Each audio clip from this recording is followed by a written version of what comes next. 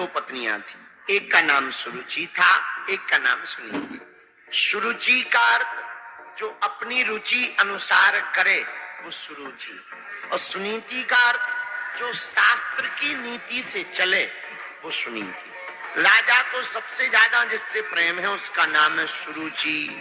ये सबका हाल, सबकी दो प्रकार की बुद्धि होती है, वही दो पत्नियां हैं, सुनीति सुरुचि। ज्यादातर लोगों को सुरुचि ही प्रिय है, अपनी रुचि, जिसमें अपना मन करे वही करना। देखो बुरा न मानना, सुरुचि के अनुसार करना तो अच्छा है और परिणाम बहुत बुरा है। मन करे कि उठो ना पड़े ही रहो तो कुछ दिन बाद तुम्हारे बैकसूल हो जाएंगे, पूरा पड़ जाएंगे। कोई काम ना करो जाए, केवल पड़े रहो खाते रहो, तुम देखना एक दिन तुम पागल हो जाओ। तो सुरुचि सबको प्रिय, सुनीति बहुत कम लोगों को प्रिय। पर सुरुचि का परिणाम भयावह होता है, सुनीति का परिणाम बहुत बढ़िया होता है।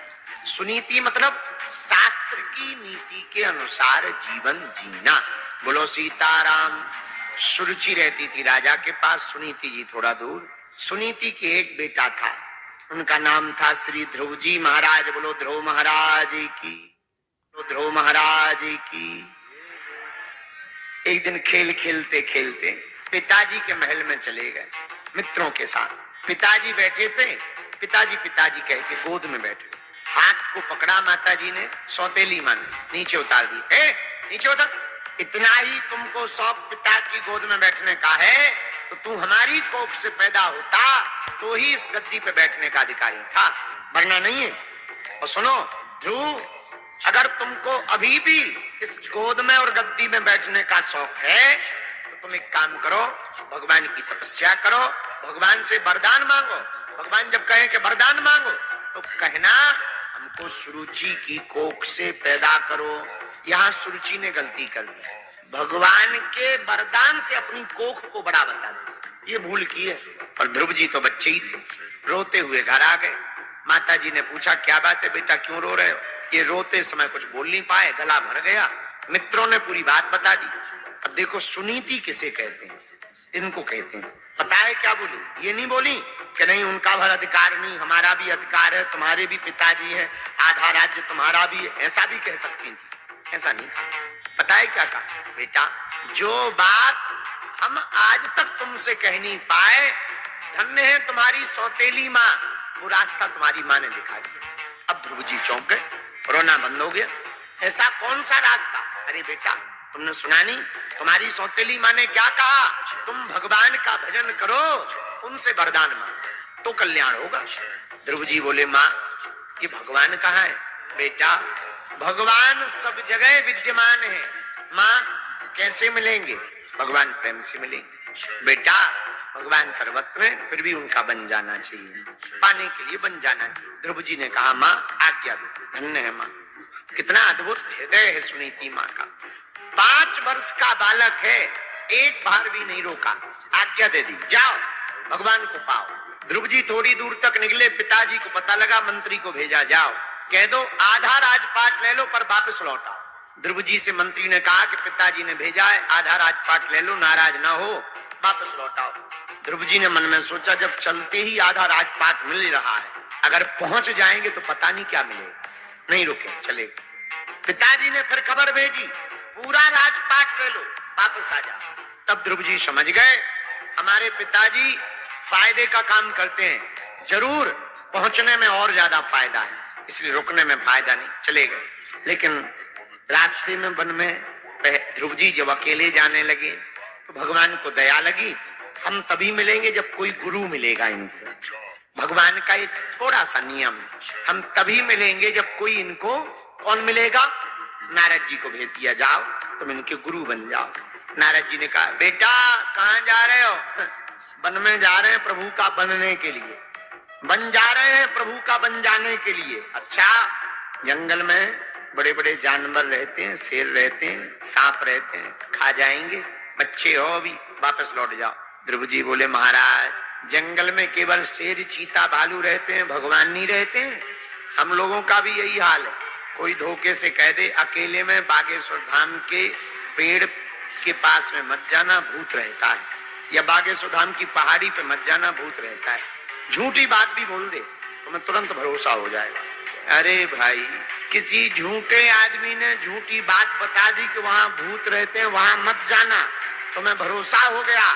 सच्चे महात्मा हजारों सालों से चिल्ला रहे कि हर जगह भगवान रहता है, तो शमशान में अगर भूत रहता है तो बचाने वाला भगवान भी तो वहां रहता है। लेकिन हम लोगों को भूतों पे भरोसा हो जाता, भगवान पे भरोसा नहीं होता है, इसलिए हम लोग परेशान हो जाते। ध्रुव जी ने कहा, महाराज आपने कहा कि वन में जंगल में चीता, भालू, शेर, हाथी रहते, हमें चिंता नहीं है। क्यों गुरुदेव? हमारे साथ श्री रघुनाथ जी हैं, तो हमको किसी बात की चिंता नहीं है। बोलो सीताराम। श्री ध्रुव जी महाराज वन में चले गए। नारद जी बोले, जा तो रही हो, मंत्र ले लो। हम समझ गए तुम कच्चे चेला नहीं, पक्के चेला, बेटा मंत्र ले लो। जो आज्ञा गुरुदेव। मंत्र लिया। कहाँ जाएं? सीधे मथुरा चले जाओ, जाकर के ये विधि है, वहीं पर साधना करो। जाओ, हमारी आज्ञा है, तुमको भगवान मिलेंगे। और गुरु की आज्ञा को भगवान टालते नहीं। ध्रुव जी महाराज यमुना के किनारे पहुंच गए। ध्रुव जी ने तपस्या की। पहले महीने में जो ध्रुव जी ने तपस्या की वो कैसे की? पहले महीने में उन्होंने नियम लिया, 3 दिन तक निराहार रहेंगे, तीसरे दिन फलाहार करेंगे। 1 महीना पूरा निकाला। दूसरा महीना लगा, थोड़ा नियम और कठोर किया। अब क्या किया? दूसरे महीने में जैसे ही प्रवेश किया तो ध्रुव जी ने प्रण ले लिया, अब तो 6 दिन में एक बार सूखे पत्ते खाएंगे। पूरा महीना निकाला। दूसरा महीना पूरा हो गया, अब तीसरा लग गया।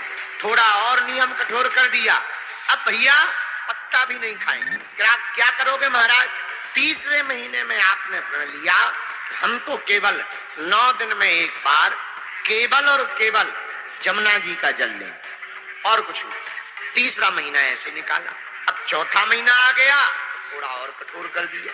बोले पहले हमने फलाहार लिया, फिर सूखे पत्ते खाए, फिर जमुना जी का जल पिया, अब हमारा ये नियम है, अब हम कुछ नहीं खाएंगे, केवल वायु लेंगे, हवा। लेकिन रोज नहीं, 12 दिन में एक बार, 3 दिन, 6 दिन, 9 दिन। अब कठोर कर दिया, वायु तो लेंगे, हवा, पर एक बार श्वास लेंगे, रोज नहीं, हमेशा नहीं, 12 दिन में एक बार। चौथा महीना ऐसे निकाल दिया। अब जब भी भगवान नहीं मिले, अब थोड़ा और कठोर। अब इस महीने में 5वां महीना लग गया। अब हम श्वास तब तक नहीं लेंगे जब तक ठाकुर जी आ नहीं जाए। परिणाम, देवताओं की ऑक्सीजन घटने लगी। ब्रह्मा जी को श्वास लेने में दिक्कत होगी, जैसी कोरोना में हम लोगों को हो रही थी, वैसी देवताओं को। सब देवता भगवान के पास गए। क्या बात है सरकार? श्वास लेने में बड़ी दिक्कत, फेफड़ाओं को श्वास मिल ही नहीं रही, कुछ गड़बड़ है क्या? भगवान बोले, भैया एक हमारा भगत अंगूठे के बल पर खड़े होकर के अपने श्वास को रोककर हमें पुकार, इसलिए तुम लोगों की श्वास घटे। देवता बोले, अगर तपस्या में कुछ कमी रह गई हो तो हमारे अकाउंट से ट्रांसफर करवा दो, लेकिन उनको दर्शन दे, नहीं तो पता लगे उनकी तपस्या के चक्कर में एक आध देवता न टपक जाए। भगवान बोले, ऐसी जरूरत नहीं है, उनका सब पूरा हो गया, हम जा रहे। भगवान चतुर्भुज रूप लेकर के आए, प्रकट हो गए। आंखें खोलो, ध्रुव जी ने आंख नहीं खोली। क्यों? जिस रूप को लेकर के, स्वरूप को लेकर के ठाकुर जी बाहर खड़े हैं, उसी रूप सुधा का आनंद ध्रुव जी अपने मन में ले रहे। ध्रुव जी ने नहीं सुना। भगवान ने कहा, गड़बड़ ये है कि वो अंदर हमको देख रहे, इसलिए वो बाहर आंख नहीं खोली, अपने रूप को चुरा लिया अंदर से। जैसे ही अंदर से रूप को चुराया, सोई ध्रुव जी चटपटा गए और आंख खोली, अरे जो अंदर थे वही बाहर प्रकट हो गए हैं। अब ध्रुव जी बड़े टेंशन में। माता जी ने, गुरु जी ने कहा था भक्ति करो भगवान मिलेंगे, पर ये नहीं बताया भगवान मिलेंगे तो करना क्या। अब मिल गए, अब करें क्या? कुछ आते ही जाता नहीं है, बच्चे हैं। ध्रुव जी तो टेंशन में, करें क्या। भगवान ने अपने शंख को कपोलों से लगा दिया, वो दिव्य स्तुति करने लगे। ध्रुव जी ने दिव्य स्तुति की। भगवान ने कहा, मांगो। ध्रुव जी बोले, महाराज अब तुम्हें देखने के बाद हम भूल ही गए, किस लिए आए थे, अब नहीं चाहिए कुछ। अरे भाई हम याद करवा देते, तुम गद्दी सिंहासन मांगने आए थे, महाराज आप मिल गए, हम नहीं चाहिए। वो तो सब फीकी बातें हैं, असली डायमंड तो आप मिल गए। बात सही है, कल भी हमने कहा था मिठाई खा के शक्कर चाय पियोगे तो मीठी चाय भी फीकी लगेगी। वैसे ही माधव को देख लेने के बाद पूरी दुनिया तुमको फीकी नजर आएगी। फिर भी भगवान नहीं